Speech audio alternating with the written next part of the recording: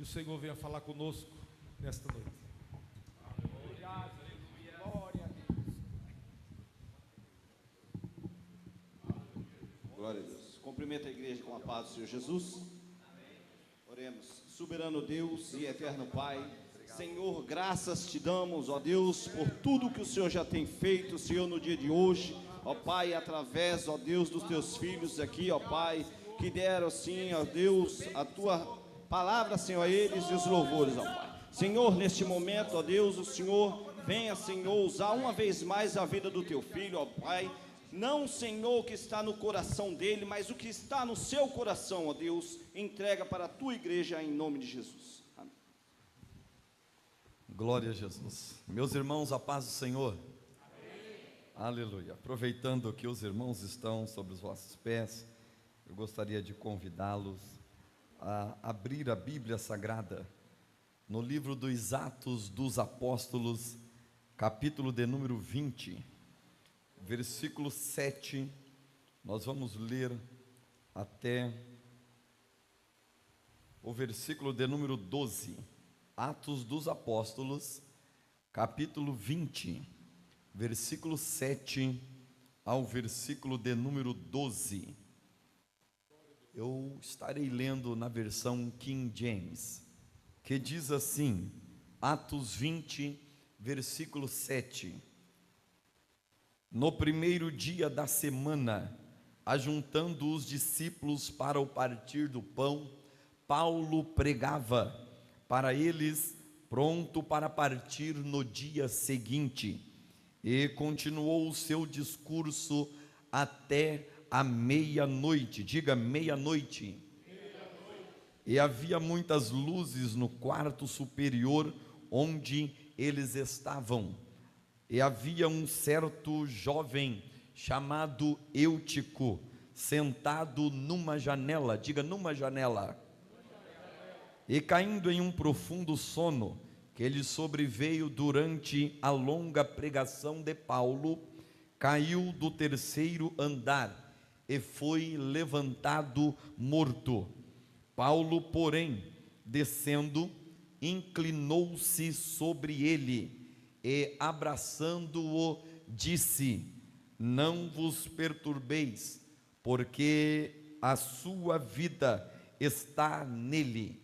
Quando ele, portanto, surgiu novamente, e tendo ele partido o pão e comido, conversamos num longo tempo, até o romper do dia. Diga até o romper do dia. Então ele partiu, e eles trouxeram o jovem.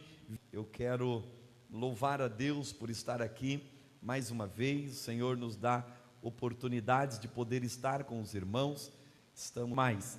Eu saí de casa ontem às 13 horas da tarde e cheguei hoje pela manhã, às 10h30 da manhã.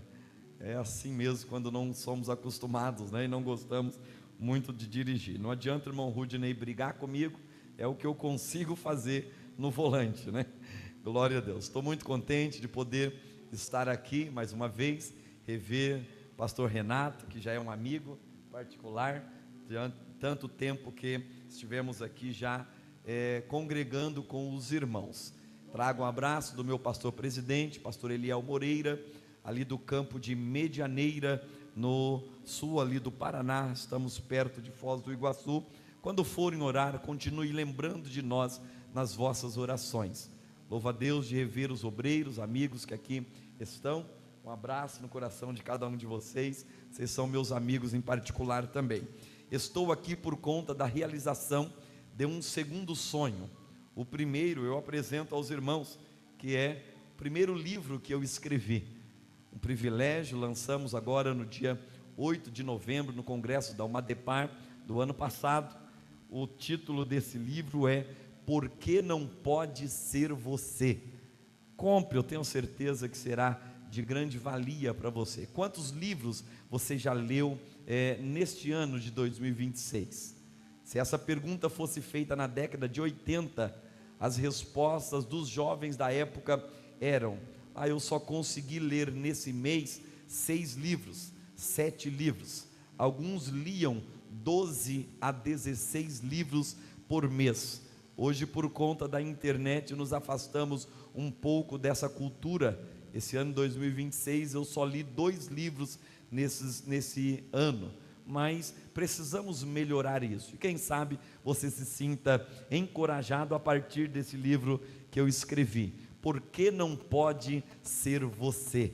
Deus me presenteou, ele custa apenas R$ 38,90, no final os irmãos que puderem adquirir, nos abençoe, e eu tenho certeza que vai ser de bênção para a tua família. Toda família que tem um filho jovem deveria ter um livro desse em casa. Por que não pode ser você? E esta frase me veio à mente na minha juventude, quando eu vi as pessoas sendo abençoadas, e eu pensava assim: por que não pode ser você? Por que não pode ser eu? E desta forma eu adquiri essa coragem de poder sonhar, e um dos meus sonhos era conhecer o país de Israel. Alguns chamam de Terra Santa, mas Terra Santa é a minha casa, onde eu moro com a minha família. Terra Santa é a igreja onde eu congrego. Lá está longe de ser santo, mas diz, e lá sim é a terra da promessa. Amanhã, irmão, eu vou estar realizando esse sonho, vou estar indo para Israel, vou ficar 10 dias ali, vou passar por Roma também, e tudo isso é porque na minha juventude eu sonhei, por que não poderia ser eu? E amanhã, se o Senhor não voltar, é lá que eu estarei pisando os pés, para a glória do nome de Jesus. Ore por nós, siga nas redes sociais, acompanhe a gente aí. A propósito, eu estou vendo no telão que estamos sendo filmados. Está sendo transmitido ao vivo isso? Ao vivo? Andréia, por bondade, manda o link para minha esposa lá agora, se você puder, para ela colocar no grupo da igreja, e os irmãos lá de Serranópolis do Iguaçu, com certeza vão estar acompanhando. Peça isso para ela disponibilizar o link lá no grupo da igreja, e os irmãos de lá também nos acompanhar. Feito, irmãos, esses primeiros comentários, vocês perceberam o texto que lemos?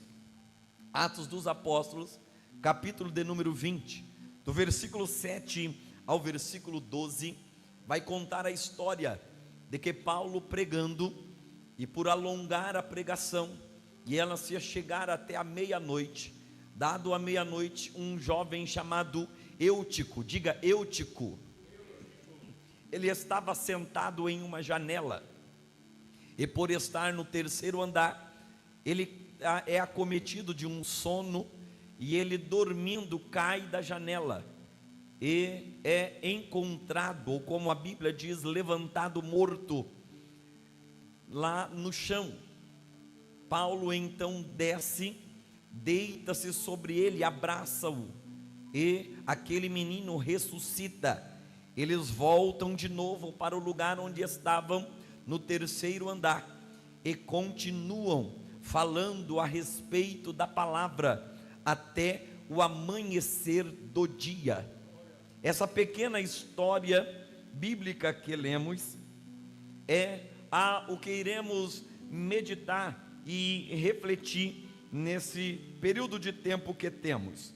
Eu gostaria de enaltecer aqui 3 temas para essa reflexão que faremos. O primeiro tema seria a noite em que a graça ressuscitou Eutico. O segundo seria a queda começa no sono. E o terceiro e último tema que eu gostaria de destacar dentre os demais é no lugar certo, mas na posição errada. Se você pode, repita comigo esse tema: no lugar certo, mas na posição errada. Perceba que essa história bíblica é pouco pregada, talvez porque ela conforta ou confronta a geração que estamos vivendo, e mensagem que venha nos confrontar, muitas das vezes passamos adiante.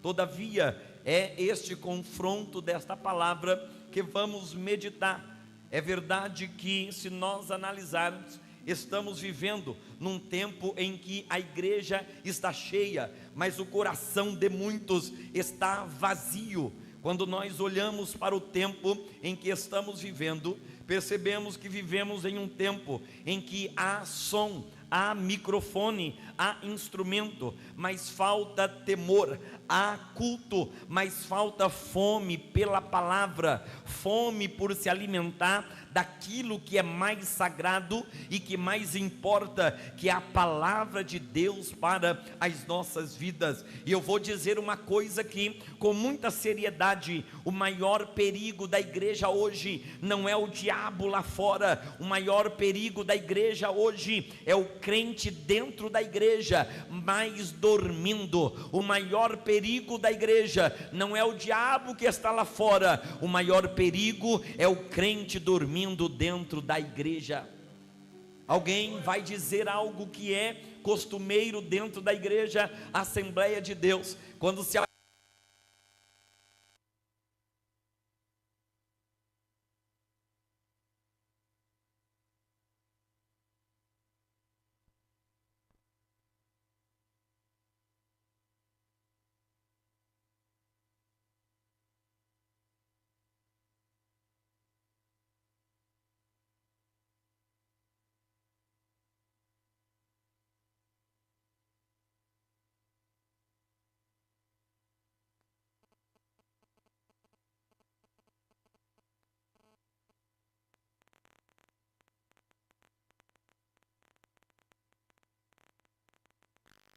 igreja continua sempre de pé. Oh, aleluia. 1000 pode cair ao teu lado, 10.000 à tua direita, não importa se é congresso ou se é fora de congresso, o diabo sempre vai se levantar, mas a igreja não pode ficar dormindo, tem que se levantar de pé. Aleluia. Observamos que o crente, quando ele dorme espiritualmente, ele não percebe que ele está morrendo. E quem está morrendo, irmão, ele sempre acha que está tudo bem, sempre acha que está tudo normal. Eu gostaria de fazer aqui algumas análises nessa introdução, a saber, 7 análises nessa introdução. A primeira análise é que há um perigo de estar, mas não ser. Pessoas que estão dentro da igreja, está na igreja, mas não é a igreja, frequenta o culto, mas não vive o culto, ouve uma pregação, mas não recebe a palavra. E o pior de tudo isso é que isso vai acontecendo aos poucos. Ninguém acorda de um dia para o outro e diz: olha, agora, hoje eu resolvi esfriar, hoje eu resolvi me afastar um pouquinho da igreja, hoje eu acordei com desejo de perder o temor. Não, isso vai acontecendo ao tempo. Ninguém vai acordar em um dia e dizer: hoje eu vou perder a vontade que eu tenho de ir para os cultos, de frequentar a igreja. Não, não, não, isso vai acontecendo devagar. A pessoa começa a trocar a oração pela pressa, a Bíblia pelo celular, a comunhão por um isolamento, o temor por um mero costume, a santidade por algumas desculpas. E quando isso, irmão, vai acontecendo, ela nem percebe que ela já está sentado na janela, está no lugar certo, mas na posição de perigo, na posição errada. A segunda análise que eu gostaria de fazer desse texto é o problema aqui dessa história não é sair, é ficar na janela. Quando nós olhamos para essa história, percebemos que ficar na janela é uma posição de perigo, porque janela é lugar, ou exime a nós vento, é lugar de distração, janela é lugar de indecisão, janela é lugar de meio termo, é o crente Raimundo, um pé na igreja, outro pé no mundo. Janela é lugar de indecisão. metade do corpo está dentro da igreja, mas metade do corpo está fora da igreja. Eu vou dizer uma coisa: o diabo ama crente que fica sentado na janela, porque o crente na janela, ele não se compromete com o reino, mas também não abandona a religião. O crente na janela não entrega totalmente os seus cargos, as suas posições, mas também não se afasta totalmente. Ele fica ali vendo a igreja do lado de dentro, mas também vendo o mundo lá do lado de fora. É uma armadilha para o crente, mas nessa noite Deus vai nos trazer, através desta palavra, um convite a entrarmos para dentro e nos dedicarmos mais ao reino do Senhor, porque quando eu me entrego prontamente, eu estou dizendo: eu não mereço, eu não deveria estar aqui, eu não sou digno de estar nessa posição, mas eu tenho uma entrega que não é pela metade, eu tenho uma entrega totalmente para o reino do Senhor. Há alguém disposto nessa noite a se entregar totalmente? Aleluia. A terceira análise que eu gostaria de fazer nessa introdução é que essa história, ela nos arremete a uma geração que dorme com a palavra aberta. Irmãos, quero falar algo aqui com a igreja, com muito temor, mas com verdades. Nós estamos vivendo uma geração que está distraída, a geração mais distraída de toda a história da igreja, a geração que não consegue mais ouvir, não consegue mais parar, não consegue mais ter atenção, não consegue mais se concentrar, se distrai com qualquer coisa. E isso dentro da igreja, tem gente que está no culto, mas o coração dele está longe do culto, o corpo está no banco, mas a mente está em qualquer outro lugar, o ouvido está ouvindo, mas o coração não está recebendo. E quando a palavra não entra, o que entra é o sono, é a vontade de dormir. E deixa eu falar uma coisa séria aqui: o sono espiritual é mais perigoso que pecados escandalosos.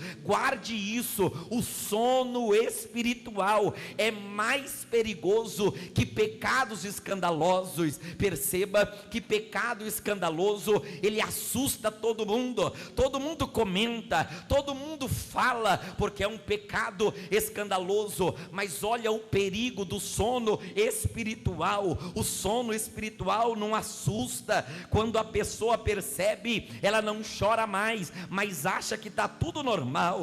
Ela não ora mais, mas acha que está tudo bem. Ela não lê mais a Bíblia, mas acha que isso é normal. Ela não tem mais vontade de congregar, de preservar o temor de Deus na vida, mas acha que está tudo bem. Ela não fala mais em língua há muito tempo, mas vai tudo bem. Ela não chora mais na presença do Senhor e vai tudo bem. Ela não é batizada e nunca mais pediu para receber o batismo com o Espírito Santo, mas como está num sono espiritual, acha que está tudo bem. Quando vê, está dormindo na janela. Deus quer nos despertar através desta palavra, a voltar a chorar, a voltar a falar em línguas, a voltar a sentir a presença.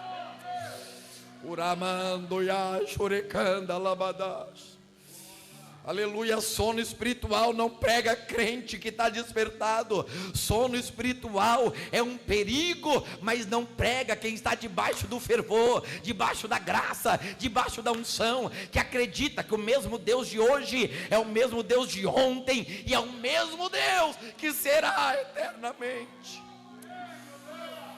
Uramaya shoekando rabasu emekanda ramana.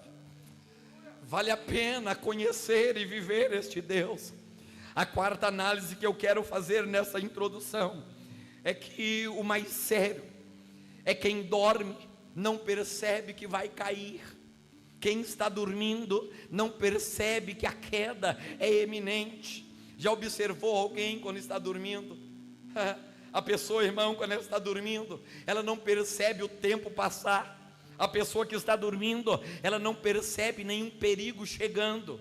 A pessoa que está dormindo, ela está no lugar errado, mas não percebe o lugar errado onde ela está. espiritualmente é a mesma coisa. Quem está dormindo espiritualmente não percebe que o perigo está ali. O crente que está dormindo não percebe que ele esfriou, quando vê já é uma geladeira. Ele não percebe que perdeu a alegria, ele não percebe que já está vulnerável ao pecado, ele já não percebe que está prestes a cair. É por isso que a Bíblia diz em Efésios capítulo 5, versículo 14: desperta, ó tu que dormes, levanta-te dentre os mortos, e Cristo vai te trazer para a luz, vai esclarecer. Desperta.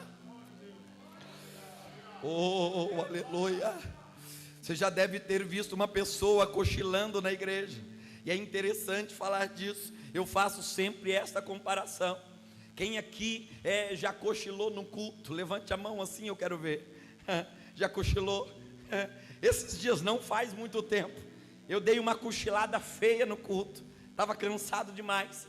E quando eu dei a cochilada, crente é inteligente, quando eu dei a puxada da cochilada, eu já levantei já na unção. Aleluia! Porque quem está cochilando não quer que ninguém perceba que ele está cochilando. É ou não é verdade? Você quer ver uma coisa? Alguém cochila do teu lado num culto, dá um cutucão nele e diz assim: eu vi você pescando, viu? Diga assim: qual é o tamanho do peixe? Irmão, acabou o sono dele. Ele vai acordar com vergonha, vai dar uma disfarçadinha assim, e ele não sente mais sono. Por quê? Um baita de um cutucão é o que bastou para ele despertar. Na vida espiritual é a mesma coisa. Tem crente precisando de um despertão, de uma cutucada da palavra, para nunca mais dormir. Oh, aleluia! E é mais fácil acordar quem está cochilando do que quem já dormiu. Então, bora cochilar, dar uma cutucada nesse irmão que está cochilando e dizer: vamos acordar, acorda, acorda. Louvado seja o nome do Senhor. Você já parou para pensar nas parábolas das 10 virgens?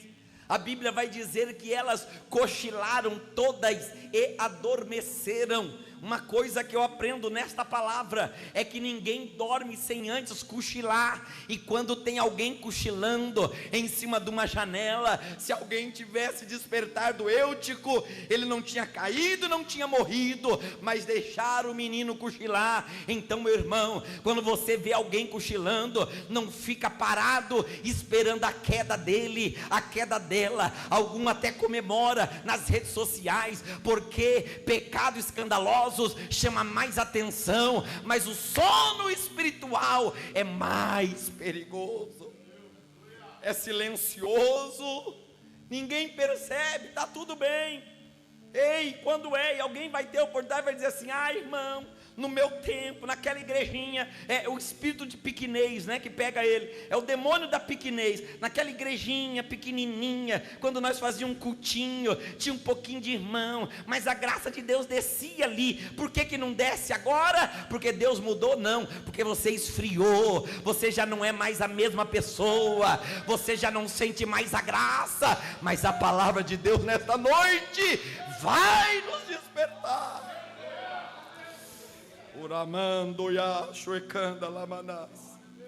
Aleluia. A quinta análise que eu quero fazer nessa introdução é que a queda não é o começo do problema, a queda é o fim do problema. Vou te falar algo que vai te fazer entender essa história. Ninguém cai do terceiro andar do nada. Ninguém cai do terceiro andar porque caiu, não, nem porque quis. Primeiro a pessoa vai se cansando, vai se acomodando, vai perdendo o temor, vai perdendo a santidade, vai perdendo a sensibilidade, vai perdendo a vigilância, vai perdendo a vontade para a igreja. Hoje eu não vou, vai deixando de frequentar, vai perdendo a vontade de cantar, vai perdendo a vontade de pregar, vai perdendo a vontade de dar uma palavra, e quando vê, já está no limite. Aí vem a queda. Mas eu quero profetizar algo aqui nessa noite, com muito temor de dentro do meu coração. Tem gente aqui hoje que não está em pecado escandaloso, mas está dormindo na janela, e Deus te trouxe aqui nessa noite, não para te acusar, não para te expor, mas para dizer: desperta, eu ainda conto contigo.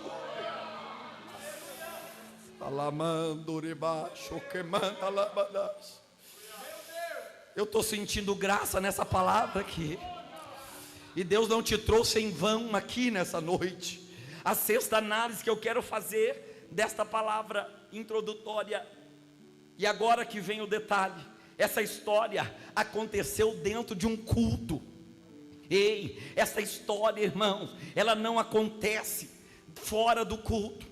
Esta história de Eutico não é uma história que se dá num lugar de festa, não se dá num bar, não se dá num boteco, não se dá em um lugar do pecado. Não, essa história não aconteceu em meio a um carnaval. Eutico caiu no meio de um culto, e isso é forte demais. Isso mostra que é possível você estar num ambiente santo e ainda assim estar vulnerável. Você está num lugar sagrado, mas estar vulnerável ao pecado. Sabe por quê? Porque o problema não é o lugar que você está, o problema é o estado do teu coração. Mas Deus, Ele que toca e mexe com corações, está aqui para mexer com o teu nesta noite. A sétima análise que eu quero fazer nessa palavra introdutória, e aqui vem uma esperança, é que Deus ainda levanta aquele que caiu. Aleluia. Agora eu vou dizer uma coisa, irmão, porque o porquê que essa história é uma história poderosa, porque o texto ele não acaba com morte. O texto não acaba com a morte de Eutico ou com a queda de Eutico do terceiro andar, não. O texto termina com abraço, o texto termina com restauração, o texto termina com vida, o texto termina com consolo. Ei, quem sabe você já caiu da janela, mas Deus está dizendo: isso não é o fim. Deus ainda levanta quem caiu. A sua história não vai acabar dessa forma, vai acabar com um abraço, com restauração, com vida e com consolo. Oh, aleluia. Deus, Ele não estava interessado em expor o Eutico da janela. Não, Deus não está interessado em colocar a queda de Eutico em evidência. Deus estava interessado em salvar Eutico. Se Deus colocou essa história na Bíblia Sagrada, é para que você possa refletir que Deus ainda tem propósito de levantar aquele que caiu. Deus não quer apenas que você esteja dentro do culto, Deus quer que você se desperte no culto. Deus não quer que você fique na janela, mas Deus quer ver você dentro da igreja, envolvido com o reino do Senhor. Aleluia. Feita essa introdução, hoje eu gostaria de nesta palavra meditar, e Deus vai falar com 3 tipos de pessoas aqui nessa noite. Primeiro, aquele que está na janela. Segundo, aquele que está dormindo. E terceiro, com aquele que já caiu. Eu não sei se a tua posição é cochilando na janela, ou se você já está dormindo na janela, ou se você já caiu, mas o mesmo Deus que levantou Eutico naquela história, vai levantar pessoas aqui, que vai voltar a sentir vontade de falar línguas estranhas, vai sentir vontade de marchar na presença de Deus, de sentir o fogo do Espírito. Eu tive uma experiência muito grande quando eu fui batizado no Espírito Santo. Busquei por 2 anos o batismo com o Espírito Santo. Busquei de maneira dedicada, de maneira educada, ao ponto de que eu entrava na igreja, e mesmo que estivesse 2 ou 3 em um culto de oração, eu não deixava de primeira oração dizer: Jesus, eu quero ser batizado no Espírito Santo.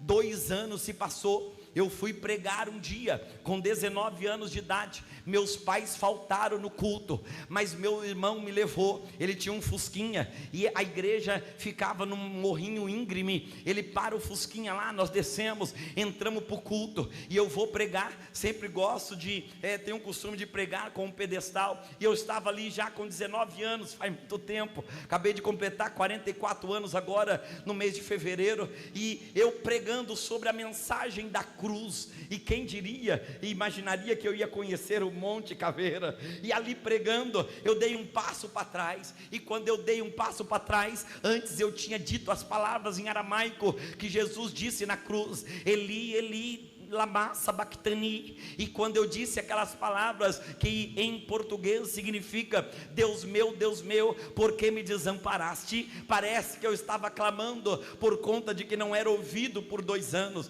Dei um passo para trás no microfone, a minha mente pensou que eu voltaria a falar em português. Eu volto para o microfone, levanto o dedo para cima, e quando eu vou falar de volta no microfone, Jesus me batizou com o Espírito Santo, pregando.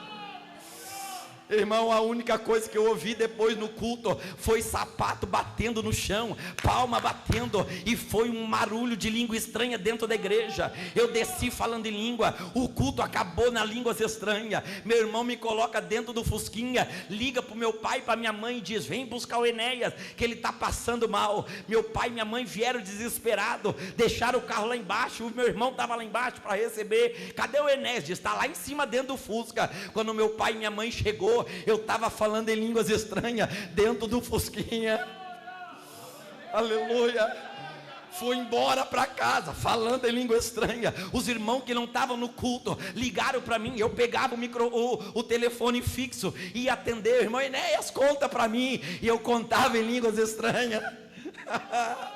Fui jantar, irmão, meu pai me ensinou, e minha mãe, que é falta de educação, falar de boca cheia, imagina falar língua estranha. Então colocava uma comida na boca, engolia ali seco mesmo, para que eu voltasse a falar em língua estranha. Era uma colher e uma língua estranha, outra colher, outra língua estranha. Fui dormir falando em língua estranha. Quando eu acordei, ao invés de falar bença pai, bença mãe, eu falei em línguas estranhas. Ah, é o mesmo Deus que está aqui nessa noite. Hoje, desperta!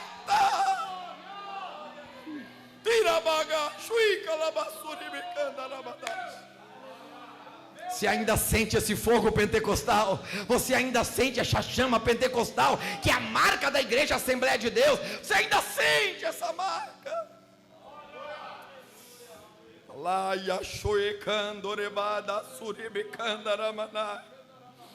Aleluia! Primeiro ponto dessa reflexão bíblica, Atos capítulo 20, versículo 7 ao versículo 12. Eu destaco aqui que janela não é um lugar de permanência, janela é lugar de risco. E esse jovem Eutico, a Bíblia vai dizer que ele estava assentado numa janela. Janela é lugar de indecisão. Janela é lugar de meio termo. Janela é lugar de instabilidade. Janela é lugar de falta de compromisso. Ei, mas nesta noite, Jesus quer trazer ao teu coração algo que é de Deus. Essa indecisão de pensar: será se essas línguas que está vindo na minha mente é de Deus, é de mim ou é do diabo? Deus vai tirar você dessa indecisão, e quem sabe é hoje o dia de você sair dessa culto falando em línguas estranhas. Saia da janela. Segundo ponto a analisar aqui é que a queda começa com sono. A Bíblia vai dizer nos versículos que lemos que Eutico foi tomado de um sono profundo. Quando começou a dormir, isso acontece lentamente, não é num momento para o outro, não. Ninguém apaga de vez, ele vai aos pouquinhos, em silêncio. É por isso que o sono espiritual é mais perigoso que pecados escandalosos, porque acontece em silêncio, ninguém vê, ninguém percebe, e o pior, como ele vai vindo em silêncio, o crente começa a se acostumar, ninguém cai de primeira, primeiro você começa a dormir, adormecer, mas Deus não vai deixar você dormir totalmente, porque Ele vai tirar você dessa sonolência espiritual, e você vai voltar a produzir para o reino do Senhor. Oh, aleluia. Terceira análise aqui para fazer desse texto, é que o problema não era a palavra, era o coração. Analise comigo, o texto vai dizer que Paulo prolongou o seu discurso, até que horas? Até que horas? Já parou para pensar? Ouvir uma pregação até a meia-noite? Não quero assustá-lo, e obviamente que eu não farei isso, mas já imaginou, se eu fosse pregando aqui agora até a meia-noite? A Bíblia vai dizer que Paulo prolonga o seu discurso até a meia-noite, mas o problema desse texto deixa claro que não era a palavra de Deus, mas era o coração de Eutico. Faço uma pergunta aqui: qual foi o outro crente que dormiu nessa pregação? Qual foi o outro irmão que dormiu nessa mensagem? Qual foi o outro jovem que dormiu nessa mensagem até a meia-noite? Qual foi o outro crente que a Bíblia relata que também dormiu? Nenhum, só Eutico dormiu. O problema, meu irmão, nunca será a palavra, o problema é a fome pela esta palavra. Ah, ninguém dormiu, só Eutico dormiu. A palavra estava sendo pregada, mas faltou fome em Eutico, faltou desejo por esta palavra, porque os outros não dormiram, pelo contrário, estavam atentos à palavra, prestando atenção na palavra, comendo a palavra, se alimentando da palavra, vivendo a palavra, meditando na palavra.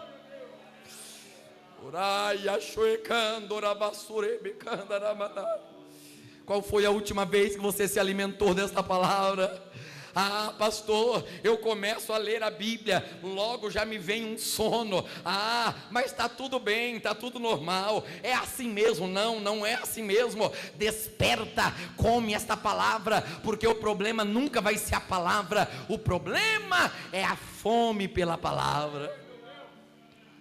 Alguém disse assim para mim agora no começo desse ano: pastor, comecei um plano de leitura bíblica em um ano. Eu falei: misericórdia, irmão, rasga esse plano fora, joga fora esse negócio aí, porque isso aí era lá para antigamente, lá na minha época, em 1980, quando eu fui ler a Bíblia pela primeira vez, lá nos anos 2000, aí que eu usava plano de leitura bíblica em um ano. Hoje chega disso, hoje nós temos, irmão, os áudios 2x, dá para você ler a Bíblia e ouvir a Bíblia ao mesmo tempo em áudio 2x, e o Novo Testamento em apenas 9 horas, você pode ler de Mateus até Apocalipse. Não é possível que você não vai conseguir ler a Bíblia ouvindo em áudio 2x, você ouve no celular as mensagens do WhatsApp, porque não ler a Bíblia, porque não se alimentar desta palavra? 9 horas eu leio o Novo Testamento.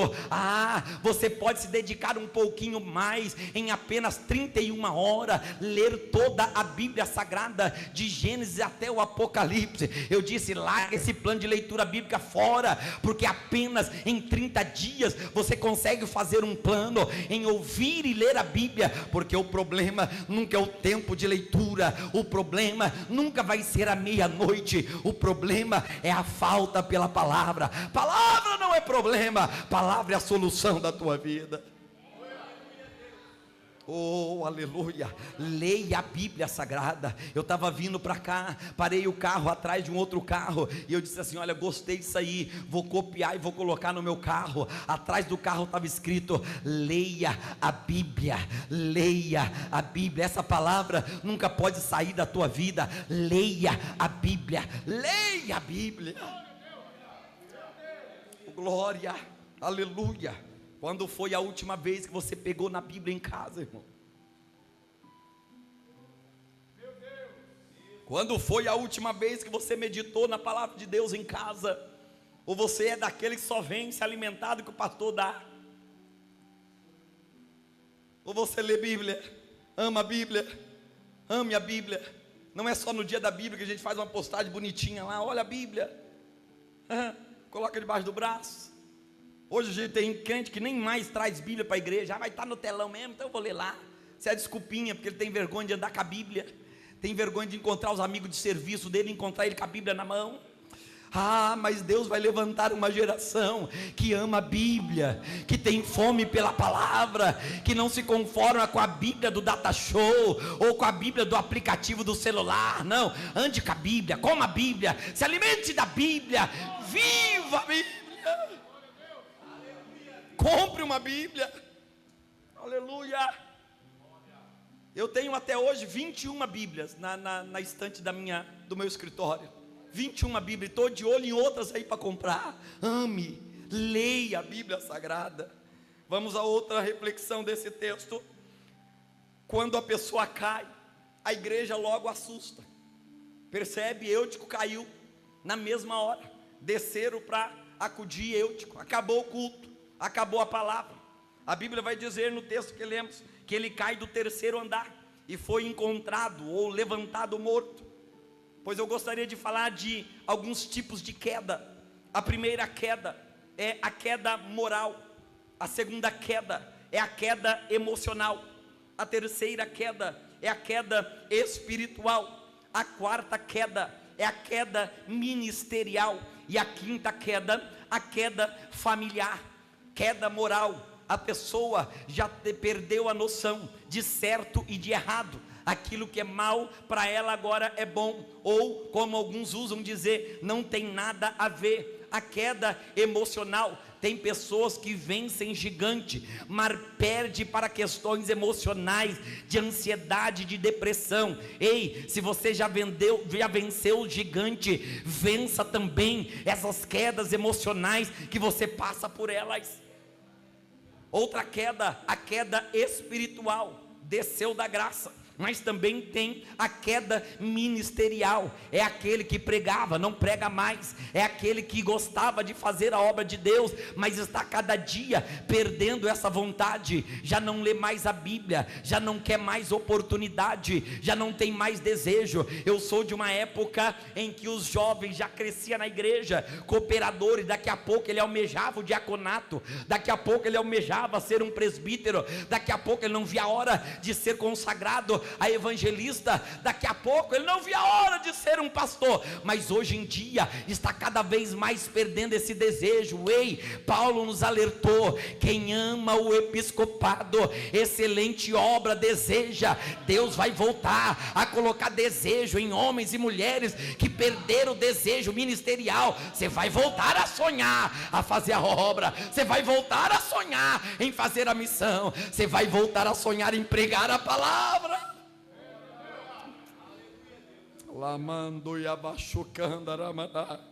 Existem 3 reações para quando alguém vê a queda de alguém. 3 reações diante da queda. Perceba a primeira reação. Tem gente que condena. Alguém vai dizer assim: eu avisei, eu sabia, eu avisei que ia cair. Tem gente que começa a fazer fofoca. Essa é a segunda reação. Começa a fofocar. Você viu o que aconteceu com fulano? Alguém vai lá para a rede social, começa a comemorar a queda de alguém. Olha aí, ó. Aí compartilha a queda. Olha, fulano de tal caiu. Você viu o que aconteceu? E ele começa a divulgar a queda, porque isso dá ibope, irmão. Isso fica bonito, né? As pessoas gostam desse negócio de ficar falando da vida dos outros, da queda dos outros. São reações diante da queda. A terceira reação é alguém que vai dizer assim: tem gente, irmão, que diante da queda ele se escandaliza e ele começa a dizer: agora acabou, agora não tem mais jeito. Mas Paulo fez diferente. E é a reação de Paulo que deve ser a reação da igreja. Paulo, quando viu que o menino Eutico caiu da janela, primeira coisa que ele fez, ao invés de se crescer diante da queda dos outros, ele desceu. Tem crente precisando descer diante da queda na oração. Quem já orou por alguém que já caiu?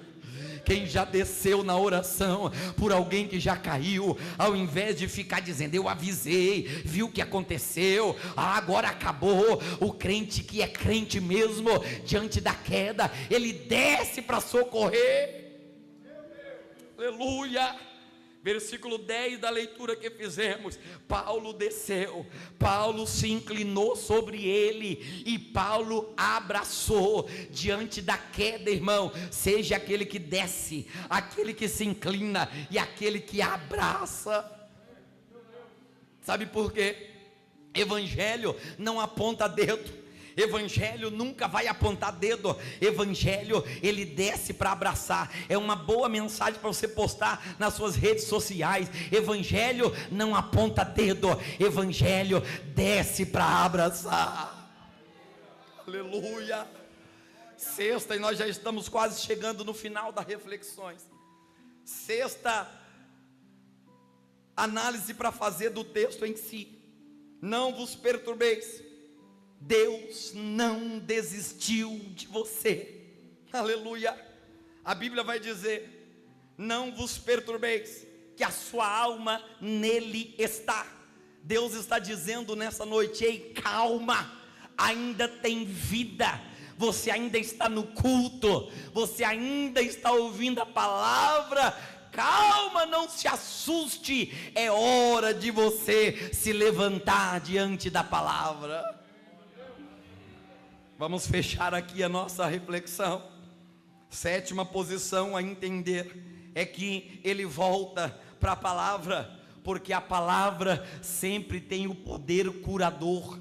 Versículo de número 11: tendo subido, ele abraça o menino, ressuscita, e ele volta para o terceiro andar, ele volta para o ambiente de culto. É mais ou menos como se Paulo estivesse falando assim, ó, pensa que acabou o culto? Não, ainda tem mais. Não é tempo de descansar, não.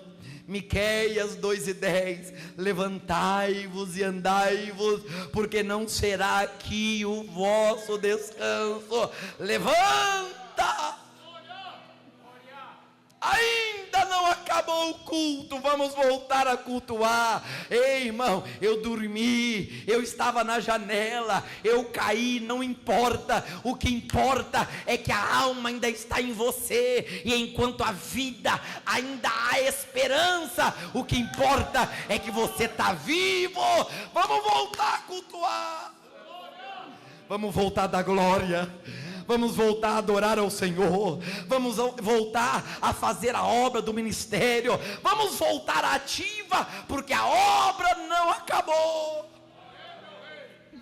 Era meia-noite, mas quando eles voltam para o terceiro andar, a Bíblia vai dizer que eles ficaram ali, depois de subir, partindo o pão, e lhes falou até que o dia viesse a raiar. Não foi só até a meia-noite, não, o culto foi até o amanhecer, porque tinha vida no culto, tinha vida nas pessoas. Com a permissão do pastor, eu gostaria de fazer uma oração pela igreja, se me permite, pastor. Você que ouviu esta palavra, se por bondade puder se colocar sobre os seus pés, eu quero orar por você nesta noite. Não sei se você está no estágio de estar na janela, ou se você está no estágio de cochilar na janela, ou se você já caiu. O que importa é que Deus não quer te expor nessa noite, mas Ele quer fazer você voltar a fazer a obra,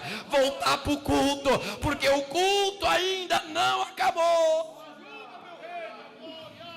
A bênção apostólica vai ser dada, mas o culto não acabou. Você vai voltar até o amanhecer, você vai voltar até o amanhecer. E fiquemos firmados na palavra do salmista, uma probabilidade. O choro pode durar, é uma probabilidade, pode durar uma noite inteira. Sabe o que o salmista estava dizendo? Tem choro que é passageiro, tem choro que é só momentâneo, mas tem choro que pode durar uma noite inteira. mas agora o salmista não vai falar de uma probabilidade, ele vai falar de uma certeza. Não importa se o seu choro é um pouquinho ou se ele dura uma noite inteira, mas uma certeza o salmista ele vai dar: a alegria vem pela manhã.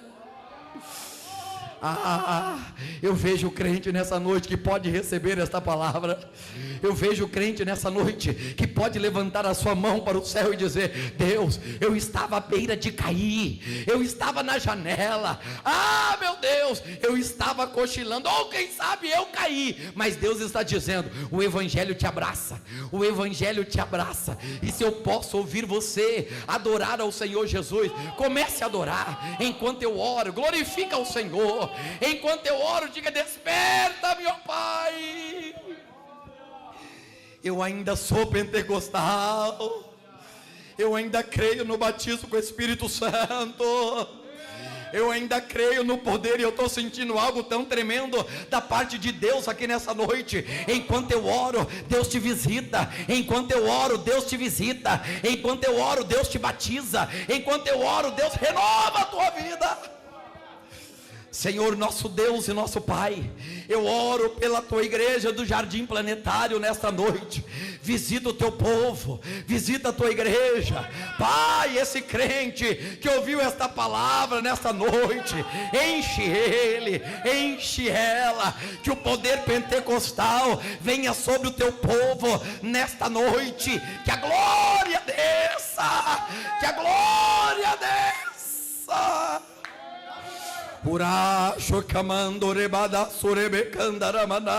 Seja revestido pelo poder de Deus.